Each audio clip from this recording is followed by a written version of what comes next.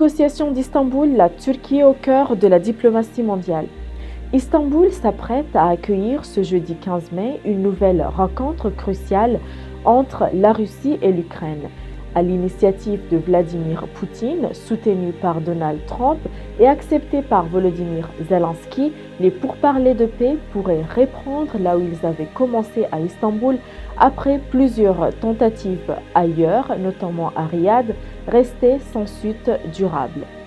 Un espoir fragile mais symboliquement fort, Istanbul redevient le centre de la diplomatie mondiale. Vladimir Poutine se dit prêt à négocier sans conditions préalables. Il appelle à un cessez-le-feu et place Istanbul au cœur de l'initiative.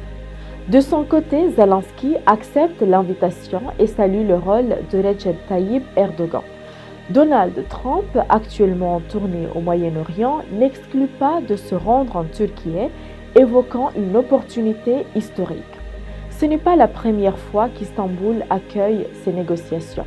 En mars 2022, un projet d'accord avait déjà été esquissé avant d'être abandonné. Depuis, la Turquie a maintenu les canaux ouverts avec les deux camps, facilitant notamment l'accord céréalier de la mer Noire et plusieurs échanges de prisonniers.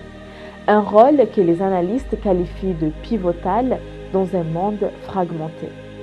La Turquie n'agit pas au hasard. Depuis plus d'une décennie, Ankara mise sur une diplomatie de médiation. Elle a facilité le dialogue entre la Somalie et l'Éthiopie, entre l'Azerbaïdjan et l'Arménie et entre Washington et Moscou.